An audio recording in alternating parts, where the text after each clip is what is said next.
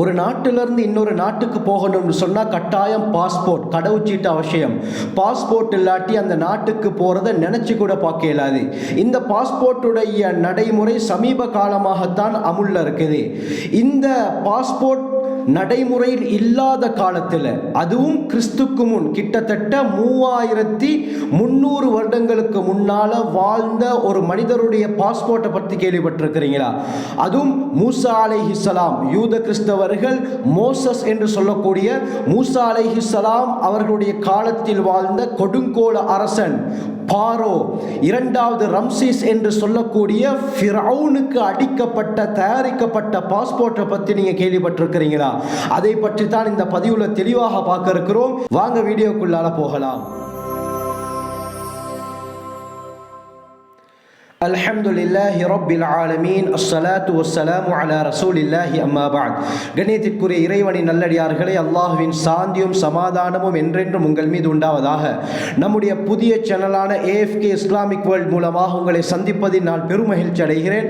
சேனலுக்கு ஃபர்ஸ்ட் தடவை வந்திருந்தால் மறக்காமல் சப்ஸ்கிரைப் பட்டனை ப்ரெஸ் செய்து பக்கத்தில் இருக்கக்கூடிய பெல் ஐகானில் உள்ள ஓல் என்பதை கிளிக் செய்து கொள்ளுங்கள். அப்பொழுது தான் நான் தொடர்ந்து போடக்கூடிய வீடியோக்கள் உங்களை வந்தடையும். கண்ணியமானவர்களே, ஃபிரௌனுடைய பாஸ்போர்ட் எதற்காக அடிக்கப்பட்டது, எதற்காக தயாரிக்கப்பட்டது, எந்த நாடு அதை தயாரித்தது என்ற விடயத்தை பார்ப்பதற்கு முன்னால சுருக்கமாக ஃபிரௌன் என்பவன் யார் என்பதை நாங்கள் பார்ப்போம். கண்ணியமானவர்களை, ஃபிரௌன் என்பவன் ஈஜிப்டை ஆட்சி செய்த கொடுங்கோல மன்னன். மூசா அலைஹிஸ்ஸலாம் அவர்களுடைய காலத்தில் ஈஜிப்டை ஆட்சி செய்த மன்னனுக்கு தான் ஃபிரௌன் என்று சொல்லப்படும். பொதுவாக ஈஜிப்ட் ஆட்சி செய்யக்கூடிய மன்னர்களுக்கு சொல்லக்கூடிய பேர் தான் ஃபிரௌன்.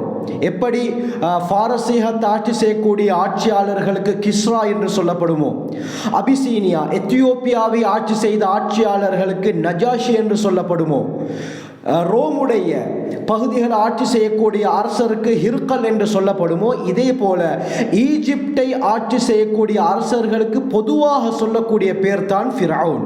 அப்ப இந்த மூசா அலைஹிஸ்ஸலாம் அவர்களுடைய காலத்தில் வாழ்ந்த அந்த ஃபிரௌனுடைய உண்மையான பேர் என்னன்னு பார்த்தா வலீத் இப்னு முஸ்அப் பின் ரய்யான் என்பது தான் அவனுடைய உண்மையான பேர். ஃபிரௌன் என்பது பொதுவாக அந்த நாட்டை ஆட்சி செய்யக்கூடியவர்களுக்கு சொல்லப்படக்கூடிய பேர்.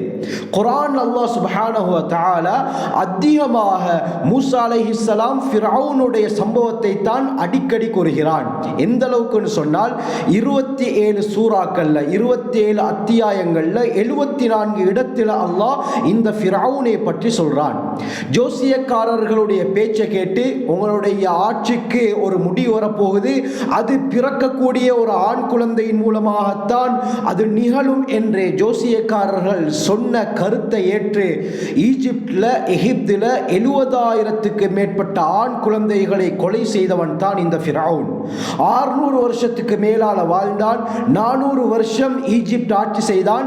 இந்த ஆட்சி செஞ்ச காலத்தில் பனு இஸ்ரவேலர்களை அடிமைப்படுத்தியவன் தான் இந்த ஃபிரௌன். கடைசியாக மூசா அலைஹிஸ்ஸலாம் மூலமாக அல்லாஹ் அந்த பனு இஸ்ரவேலர்களுக்கு விடுதலை ஏற்படுத்தினான். அவர்கள் தான் யூதர்கள். இவன் கிப்தி இனத்தை சேர்ந்தவன். பனு இஸ்ரவேலர்கள் அந்த யூதர்களை அடிமைப்படுத்தியவன் தான் இந்த ஃபிரௌன். அது மட்டுமல்லாமல் அன ரப்புக்குமுல் அலா, நான் தான் உங்களுடைய உயர்ந்த ரப்பு, உயர்ந்த இரட்சகன் என்று கங்கண கட்டி திருந்தவன் தான் இந்த ஃபிரௌன். கண்ணியமானவர்களே, கடைசியாக என்ன நடக்குது?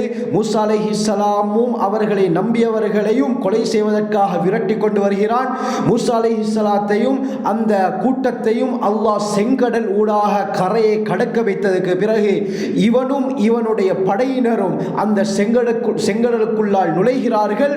அல்லாஹ் சுப்ஹானஹு வ தஆலா கடலில் மூலமாக இவனையும் இவனுடைய பட்டாளத்தையும் அழித்தொழித்தான். குர்ஆனிலே பல இடங்களில் அல்லாஹ் சுப்ஹானஹு வ தஆலா இதை பற்றி தெளிவாக கூறுகிறார். சூரா தாஹா அத்தியாயம் 20 வசனம் 78 இதை பற்றி தெளிவாக பேசுகிறது. ஃபஅத்பஅஹும் ஃபிர்அவுனு பிஜுனூதிஹி ஃபகஷியஹு மினல் யம்மி மா கஷியஹும். அல்லாஹ் என்ன கூறுகிறான்? மூசா அலைஹிஸ்ஸலாத்தையும் அவர்களை நம்பியவர்களையும் ஃபிர்அவுன் அவனுடைய படையுடன் பின்துயர்ந்தான். கடைசியில் அந்த செங்கடலில் இவன் மூழ்கடிக்கப்பட்டான் என்று அல்லாஹ் சுப்ஹானஹு வ தஆலா இந்த சூராவிலே குறிப்பிடுகிறான். இதே போல சூரா அராஃப் அத்தியாயம் 7 வசனம் 136 என்ன கூறுகிறது? ஃபஅக்ரக்னாஹும் ஃபில் யம், அந்த கடலிலே அவர்களை நாங்கள் மூழ்கடித்தோம் என்று அல்லாஹ் கூறுகிறான். இப்படி குர்ஆன்ல ஏராளமான சூறாக்கள்ல, சூரா யூனுஸ் போன்ற, சூரா ஷுஆரா போன்ற சூறாக்கள் அத்தியாயங்களில் ஃபிரௌன் மூழ்கடிக்கப்பட்ட சம்பவத்தை அல்லாஹ் தெளிவாக கூறுகிறான். இந்த ஃபிரௌனுடைய சடலம் தான் ஈஜிப்டுடைய வரலாற்றில் கண்டுபிடிக்கப்பட்ட மிக பழமை வாய்ந்த சடலம். காலங்காலமாக பல மம்மிகளை அவங்க கண்டுபிடிக்கிறாங்க.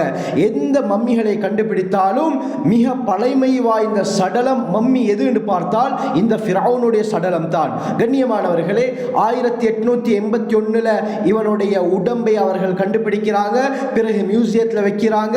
100 வருஷம் கழிச்சு 1976 வருஷம் இந்த ஃபிரௌனுடைய உடம்புடைய மேற்பகுதியில் ஃபங்கஸ் தொற்று ஏற்படுது. எப்படியாவது இதை சரி செய்ய வேண்டும், சீர் செய்ய வேண்டும் என்ற நோக்கில் முடிவெடுக்கிறாங்கன்னா ஃபிரௌனுடைய சடலத்தை பிரான்சுக்கு கொண்டு போகணும். பிரான்ஸில் தான் இதற்குரிய ட்ரீட்மெண்ட் நடக்க இருக்குது. அதனால பிரான்சுக்கு கொண்டு போகணும். அந்த நேரத்தில் ஈஜிப்டுடைய ஜனாதிபதியாக இருந்தவர் அன்வர் சாதாத். இவர் முடிவெடுக்கிறார், என்ன, இந்த மம்மி ஃபிரௌனுடைய சடலத்தை நாங்கள் பிரான்சுக்கு கொண்டு போவோம். ஆனால் ஒரு சிக்கல் என்னன்னு சொன்னால், பிரான்சுடைய ஒரு ரூல் தான், ஒரு சட்டம் தான், என்ன, யார் தன்னுடைய நாட்டுக்கு வந்தாலும் அவருக்கு பாஸ்போர்ட் கட்டாயம் இருக்கணும். கடவுச்சீட்டு என்பது கட்டாயமாக இருக்கணும். அவர் உயிரோடு இருந்தாலும் சரி, இறந்திருந்தாலும் சரி, அவருக்கு பாஸ்போர்ட் இருக்க வேண்டும் என்ற ரூல் அந்த காலத்தில் பிரான்ஸ்ல இருந்தது. அதனால ஈஜிப்டுடைய ஜனாதிபதி அன்வர் சாதாத் என்ன செய்யறாரு? ஃபிரௌனுக்கு பாரோ மன்னன், இரண்டாவது ரம்சீஸ் என்று சொல்லப்படக்கூடிய இந்த மன்னனுக்கு நீங்கள் பாஸ்போர்ட்டை, கடவுச்சீட்டை தயாரியுங்கள் என்று ஈஜிப்ட் அரசாங்கத்துக்கு இவர் உத்தரவிடுகிறார். கடைசியாக ஃபிரௌனுக்கு பாஸ்போர்ட் தயாரிக்கப்படுகிறது. தயாரித்ததற்கு பிறகு ஃபிரௌனுடைய சடலத்தை பத்திரமாக ஒரு பெட்டியில் வைத்து பிரான்சுடைய தலைநகரம் பெரிசுக்கு கொண்டு போறாங்க. அந்த பெரிசுடைய ஏர்போர்ட்ல இருந்து இந்த ஃபிரௌனுடைய உடம்புக்கு ராஜ மரியாதை செலுத்தப்படுகிறது. Red carpet போடப்படுது. ஃபிரௌனுடைய உடம்பை வரவேற்பதற்காக இரண்டு பக்கத்திலும் ராணுவ வீரர்கள், பிரான்சுடைய ராணுவ வீரர்கள் ஆயுதங்களை ஏந்தி இந்த ஃபிரௌனுடைய உடம்பை வரவேற்றார்கள். ராஜ மரியாதையுடன் பிரான்சுடைய தலைநகரம் பெரிசுக்கு ஃபிரௌனுடைய சடலம் கொண்டு செல்லப்படுகிறது. கண்ணியமானவர்களே, அதற்கு பிறகு இந்த உடம்பை அவர்கள் ரிசர்ச் செய்ய ஆரம்பிக்கிறார்கள். அந்த ரிசர்ச் செய்த விஞ்ஞானிகளில் முக்கியமானவர் தான் மொரிஸ் புகைலி என்பவர். இவர் இந்த சடலத்தை பார்த்து இஸ்லாத்திற்கு வந்த சரித்திரமும் இருக்கிறது. இன்னொரு பதிவில் அதை பற்றி இன்ஷா அல்லாஹ் தெளிவாக பேசுகிறேன். ஏன் இவர் ஃபிரௌனுடைய உடம்பை ஆராய்ச்சி செய்து இஸ்லாத்துக்குள் வந்தால் அவர் எதை கண்டுபிடித்தார் என்ற விஷயத்தை பற்றி தெளிவாக பேசுவோம். எனவே இது போன்ற சுவாரஸ்யமான வரலாற்று மிக்க விடயங்களை நீங்கள் அறிந்து கொள்ள வேண்டுமா? நம்முடைய சேனலை சப்ஸ்கிரைப் செய்யுங்கள், மற்றவர்களுக்கும் ஷேர் செய்யுங்கள். மிக பயனுள்ளதாக இருக்கும். ஜஸாக்குமுல்லாஹு கைர். வாஹிரு தஅவானா அல்ஹம்துலில்லாஹி ரப்பில் ஆலமீன்.